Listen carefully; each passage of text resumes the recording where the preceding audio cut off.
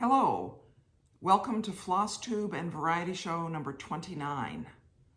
I'm Emily Williams in Chapel Hill, North Carolina, and this is a Flosstube because I talk about cross stitch, and it's a variety show because I talk about other things.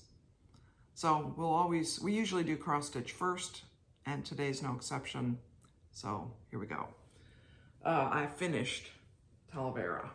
That was my goal, was to finish it in the month of January, and I did it. Last video, I showed it almost finished or partially finished, and I had been considering what to do about these little hearts at the bottom, and I did end up taking out what I had done, and I did something different. So now you can see the whole thing. I'm now looking through the fabric. I can't really tell what you can see, but there it is. So what will I do now with it, you may wonder. I've been thinking about making a sort of a banner out of it, putting little fabric loops at the top to hang it from a rod, and maybe even making the bottom of it shaped and putting little tassels or something to make it look different. So I wouldn't be framing it, I would be finishing it using fabric and interfacing, things like that. So I haven't fully decided on that, but that's my current thinking. If you have a thought, love to hear it. So I'm very pleased to have finished that. That means I've finished 2 of the projects I was working on last year. So time to start another one, right? Well, I did not start anything new yet, but I have been working on, pick this up again, Flea Market Flowers by Holt.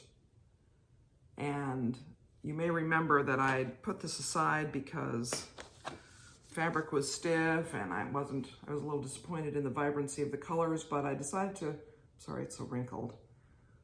I decided to start working on it again, and I have really enjoyed it. I'm decided I'm not disturbed by the color palette. I think it all goes together nicely, and it's very fun to stitch. So I've been working on it. That larger flower, the red one with the brownish center, that has over 600 stitches in it. So this is not a lightweight kind of project. There's a lot of stitches. Very fun though.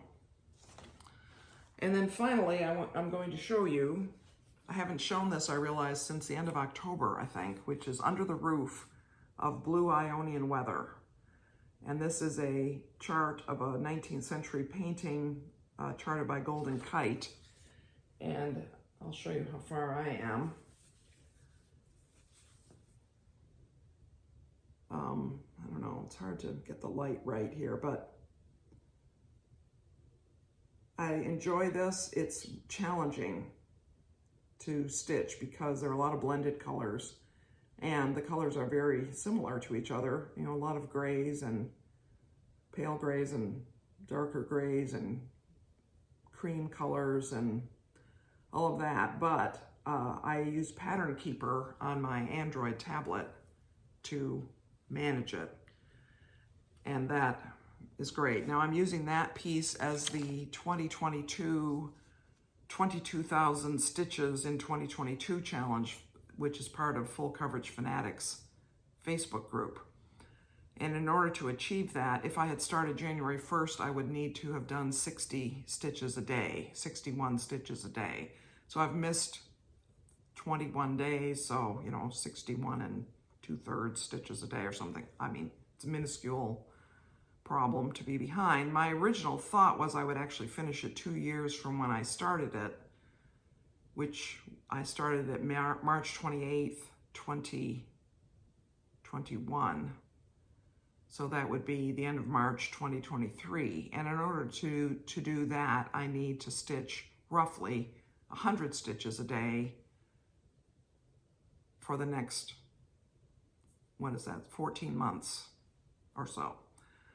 So somewhere around that will be my hoped for pace this year. I have not yet, this can serve as the starting point for the year in terms of a photograph of where I was. I haven't yet started working on it again, but I have it out, it's ready to go, so I probably will. Other things stitching wise, I have shown the beginnings of a sampler, vertically oriented sampler that I'm going to make up. I'm going to design myself and stitch for my friend. And I hope soon to have dimensions, sort of firm dimensions from her, so I can start to plot it out and maybe start working on it. That will be the one I showed last couple weeks in purple, with purple as the primary color. And another thing is that I'm going to take a picture and insert it here. I have a space on my wall in my living room. We reorganized some of our bountiful watercolor paintings that we have. And that space that's above the central print is 36 inches wide. Well, the print is 36 inches wide, and the available space is about 14 inches. Now, I don't think I want to, I think that might be a framed size, a finished and framed size of something that should go there, which I don't know what that is. If you have ideas that would work up in about that size, say 30 inches by 10 inches as the stitched area, and then the frame would, make it bigger, of course. I'd love to know, samplers or, I don't know, but something in the vein of what I have in that room, which are 3 very nice, well, 2 original watercolors and that very nice print, which is a print of by Brent Townsend, who's a Canadian artist, and the original was done in acrylic. So I'd be curious if you had suggestions for that space. I could just do my own design, and similar to what I'm doing for the purple sampler, I could do a sampler of different colors and oriented horizontally, probably not just 4.5 inches tall, but something bigger than that. So that's a possibility. Don't know. I haven't, certainly it's not on my immediate radar, if I'm going to use that expression, which I get from Brenda and the Serial Starter, which YouTube channel I really enjoy. So that is pretty much what I have to talk about with regard to cross stitch. Variety show. So there's a lot of things in my interests. One of them, as you probably have noticed over the past number of videos, is I talk about games a fair amount.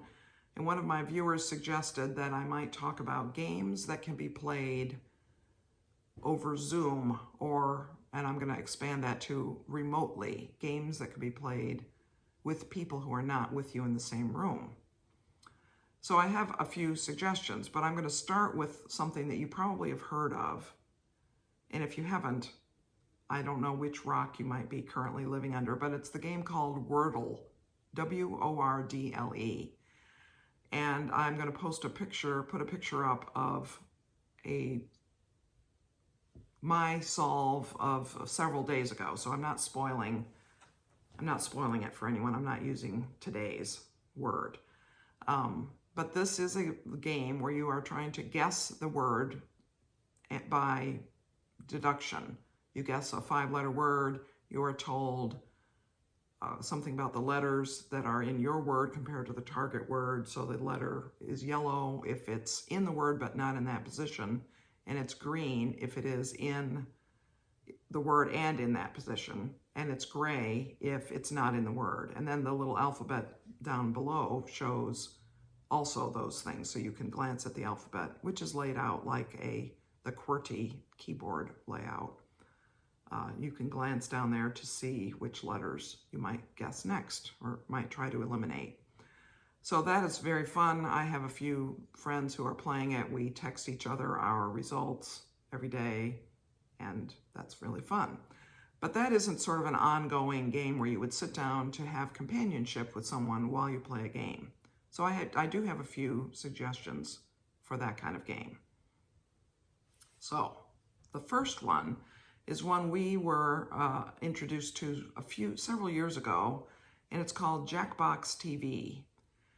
And Jackbox Jackbox TV has put out dozens of games that are interactive games that you play on an electronic device. It can be on your TV. You can use your smart TV that can log into the internet, or it can be on a computer, and this is where playing it over Zoom comes in. You log into the game on your computer, you share your screen, and other people who are on your Zoom call can play. And people play by logging into that website using a code to get into the room that where your game is being hosted. We own one of these that we have on our TV. That doesn't work so well for playing by Zoom because you can't share your screen. So if we were going to try to do it by Zoom, we would purchase a game license to play on our computer, and then we could share the screen. The game that we particularly have enjoyed is called Quiplash. And the other interesting thing about it is up to 8 people can play by logging in to the room on their own devices. And there can also be an audience of more than 8 people. And the voting for the winning answer or winning whatever in the game can be, you can include the audience in that. So it's a way to have a pretty large group participating with up to 8 people actually playing. And it's quite enjoyable. We've had a lot of fun with that, with groups of people. So I do recommend. There are several, maybe 8 or so collections of games put out by Jackbox TV, so you could check them all out. Another thing that I have this feeling I've mentioned on this channel, but if I have, I'm sorry, I'm going to talk about it again. And if I haven't, well, this is new news for you. There's a game called Keep Talking and Nobody Explodes. And the subtitle of the game is the Co-op Bomb Defusing Party Game. And the idea of the game is that one person can see a bomb, and the other person or people have a bomb defusal manual. And the person in the room with the bomb, it's on their device, their computer, their iPad, whatever. I don't think a phone is good because it's too small. The screen is too small to manipulate the bomb, I would say. But the person with the bomb will say, I see a module that has horizontal wires. There are 4 of them. And then the person who has the manual will say, how many of them are black? Are there batteries on the bomb? Asking questions. And then the ultimate goal is for the person with the manual to say, cut the 3rd wire, and the bomb diffusing person cuts the wire and the little green light goes on. And I went to their website, Keep Talking and Nobody Explodes. I have the link to that in the notes below, the description box below this video. And I pulled one of their press release images to show you what the bomb looks like. I love this game. I love this game. It would be extremely easy to play it over Zoom because the person with the bomb the sound effects of the bomb can be on the Zoom call, and the people with the manual can be the ones talking. And then you can switch if whoever owns, you have to own the game, you have to purchase the game in order to be able to be the bomb person. But anyone can be the diffusing manual person. So as long as the sound effects of the bomb are able to be projected over your Zoom call, then the group can play. And I've seen some videos where it's just 2 people. In fact, the Cracking the Cryptic YouTube channel that I love it. They have played it as a live stream. The 2 of them, Mark Goodliff and Simon Anthony, have played it. It's just the 2 of them, where one of them has a manual and the other has the bomb. I've played it here at my table with Anne with the manual, and I have the bomb. I have the manual and Cindy has a bomb. I have the manual and Byron has a bomb. You can switch it back and forth if you're physically together. But over Zoom, anybody can download the manual and be part of your expert team to help you defuse a bomb before you blow yourself up. And I will say that it is not really a puzzle game as much as it is a communication game. However, there are puzzle elements to it, and you can get better at different things about it. One module, for example, you don't get to this early. It's 2/3 of the way through that you get to this, is a Morse code module where you are watching a light flash, dots and dashes, and you have to tell your bomb defusal person, dash, dot, dot, dot is one of the letters, and they have to look up on a table to figure out what is dash, dot, dot, dot. I think it's B. And then they, after you've given them up to 5 or 6 letters, or even 3 if they can figure it out from that, they tell you what frequency to transmit, to tune your little thing using arrow keys on the screen, and then hit the transmit button. And there are other things like that. So that's the kind of thing which you might think of it as a puzzle. It's something you can improve at if you decide to study Morse code, or maybe you already know it. You could be very good at that module. So it's very, very fun, I think. I like playing both sides, either the bomb person or the manual person. Again, there's a link to the webpage in the description box below. And if you are interested in playing with me, we could Zoom.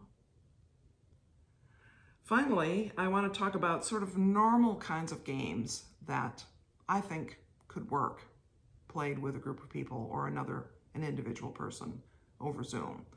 So think of dice games. For example, Yatzhee is a very familiar one. And as long as each person has 6 dice and the score sheet, which can be downloaded from the internet, very easily you can find the score sheet. You can play Yatzhee together. If it's your turn, you roll the dice. You say, oh, I have a 2, 4, 6, 6, 5, 1, 1, and I'm keeping the 2 5s and so on. And then at the end of it, you say, I scored 4 5s for 20 points in the 5s category on the top. And the person at the other end of the Zoom writes that in your column, and you write it in your column, and you keep sort of a double score sheet for Yatzhee. That's a game that could easily be played that way. Another similar game is Farkle.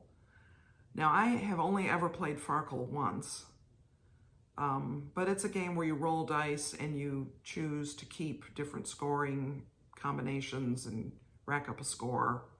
And that could be done over Zoom. I mean, either you would have the dice rolling surface in view of the camera, or you would have to just trust each other of what it is that you see when you roll your dice. Frankly, if you would not trust each other to do that, then you should not be playing that kind of game together. Maybe you shouldn't even be friends, right? Anyway, games are just for fun. So Farkle is another idea. Now, there's another category of games, which is word games, of which there are a lot of ones that we played as kids. For instance, my friend Margie reminded me the other day of the alphabet game, where you write down the side of your paper, you write the letters of the alphabet, and then somebody names a category, animals, and you have to write a name of an animal next to each letter that starts with that letter. And the idea is to have more unique examples than your opponent does. So in animals, if I put aardvark and my opponent put anteater, we would each get a point. If we both put bear for the bee, neither of us would get a point, and so on. Another game that is a word game, it's a memory game, that you could play over Zoom, is called, what we have called the alphabet game. Or no, it's not called the alphabet game. The one I just described is called the alphabet game. It's called I'm Going on a Picnic. There we go. And really, children down to 7 or 8 years old could play this game with adults. And the idea is the first person says, I'm going on a picnic and I'm going to take an anteater. And the next person says, I'm going on a picnic and I'm going to take an anteater and bread. And the third person says, I'm going on a picnic and I'm going to take an anteater, bread, and a cooler. And the fourth person says, anteater, bread, cooler, and dinosaur, and so on. And it can be ridiculous, it can be silly, it should be. It's easier to remember if it is. But you keep going around until someone cannot correctly repeat the entire sequence and add a word that starts with the next letter. Now, when our son was little, like 6 years old, I mean, he was very smart. He still is very smart. I was going to say he was very smart as a child. It's, I think, even more noticeable when children are young, if they have unusual intelligence. But he could play that game, and he could go around the alphabet more than once. It was a challenge to keep up with him. So that's a fun game. And really, any of those verbal games, Hangman could be played over Zoom, things like that. Any of those verbal games that you would normally sit across the table from each other to play. And the final game I want to mention is the game Jotto. Jotto. Now, in 1955, somebody invented this game, and it was actually published. This is a version published from 1997, but I only picked this up because I was so amazed that it existed as a published game, because I had been playing it with friends and with my mother on pieces of scrap paper. So the object of this game is you should probably, it will help you to have the alphabet written across the bottom of your paper, and then each of the players chooses a 5-letter word, a secret 5-letter word, which is the target word. So I am trying to guess my opponent's target word, and my opponent is trying to guess my target word. And we do this by deductions, by making deductions from guesses of 5-letter words. So this is complicated enough in the logic side that I'm not going to fully explain it here. I'm considering making another video that goes through some of the way Jotto works and some of the logical steps that you can use to improve your Jotto playing. Again, it is a word game that is a logical one. And if you've ever played the game using pegs and colored pegs and a board called Mastermind, it is similar to that. So it's that kind of game. Mastermind is played with colors. Jotto is played with words. And I really enjoy that. That can be played over Zoom. There's a lot of silence while people are thinking. So it's not as social, conversational kind of game as some of the others. But it can also be played over texting or email. Because what you're doing is you're sending words back and forth. So I would send the word chair to my opponent on a text, and she would send it back saying, chair scores 2. And then she would send the word bow, B-O-U-G-H, and I would say bow scores 1, and so on. So that is a way to play games with people that you're not physically with. Of course, there are many, many apps that allow that, Words with Friends. There's a whole suite of apps, it just left my mind, that are played through Apple Texting. The name of the group of them is no longer in my brain. I better play some more of these games, limber up my brain, right? Anyway, those are fun also, but they're not social games the way games that you could play while you're on a Zoom call might be. So I hope that's of interest. Another couple things coming up I'll just mention is February 3rd, I believe, begins the Winter Olympics. I am looking forward to that. The Winter Olympics is my favorite televised sporting thing, except maybe college basketball. This weekend is the first weekend of the World Puzzle Federation's World Puzzle Sudoku Grand Prix, which anybody can enter. And I'm going to enter. It will be interesting to see how it goes. The first round, the puzzles were set by 3 puzzle creators, Sudoku creators from Japan. There's a sort of a practice book that was released that shows what types of puzzles they are and gives samples. And I understand some of them. So we'll see. I think that'll be fun. It's a timed puzzle. It's a timed thing. I'll probably do it tomorrow morning, 90 minutes, to do as many as you can of 14 or 16 puzzles in the first round. And there are 8 rounds. The next round is in February. So that is all I have for today. I hope that you found something of interest in this video. I have appreciated some new subscribers. Thanks for subscribing. YouTube likes that. I don't really know why, but I like it because it shows that you have an interest in knowing what I might have to talk about or show in the cross-stitch arena. And I hope that you have a great week stitching, playing games, on Zoom calls with friends and family, whatever it might be. Many blessings to you, friends.